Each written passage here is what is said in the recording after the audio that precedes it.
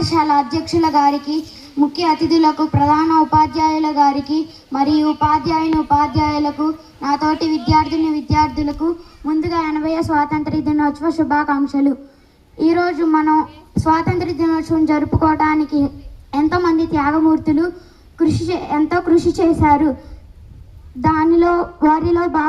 వారిలో ఒకరైన మన ఆంధ్రుల నిత్యానందదాత్రి, అపర అన్నపూర్ణేశ్వరిగా ప్రసిద్ధి చెందిన శ్రీమతి డొక్కా సీతమ్మ గారి గొప్పతనాన్ని స్మరించుకోవడం మనందరి అదృష్టం.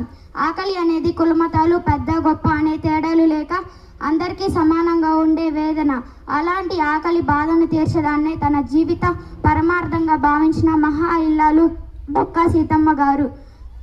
ఈమె తూర్పుగోదావరి జిల్లా మండపేట గ్రామంలో 1841లో జన్మించారు. ఈమె తండ్రి భవానీ శంకరం గారు. భవానీ శంకరం గారిని ఊరువారు బువ్వన్న అని పిలిచేవారు.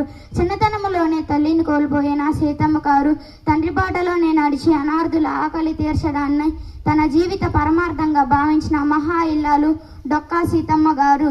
వేద పండితుడైన డొక్కా జోకర్ణ గారిని వివాహం చేసుకున్న తర్వాత గోదావరి లంక గ్రామమైన లంక గన్నవరంలో దశాబ్దాల పాటు ఏ వేళ ఎవరు వచ్చినా అన్నం లేదు అనకుండా కడుపు నిండా భోజనం పెట్టేవారు.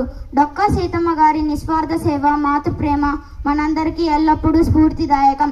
ఆమె చూపిన దయాగుణాలకు మనం అలవర్చుకోవడమే ఆ మహాతల్లికి మనం ఇచ్చే నిజమైన గౌరవం. ఆంధ్రప్రదేశ్ ప్రభుత్వం మధ్యాహ్న భోజన పథకానికి డొక్కా సీతమ్మ మధ్యాహ్న భోజనం పథకం అని పేరు పెట్టడం జరిగింది. మనందరం కూడా డొక్కా సీతమ్మ గారి అడుగుజాడల్లో నడిచి పేద ప్రజలకు దానం చేసి మన మానవత్వాన్ని చాటి చెప్పి మన దేశ అభివృద్ధికి పాటుపడుతూ మన దేశాన్ని ముందుకు నడిపిద్దాం. ఈ అద్భుతమైన అవకాశం ఇచ్చినందుకు ధన్యవాదాలు.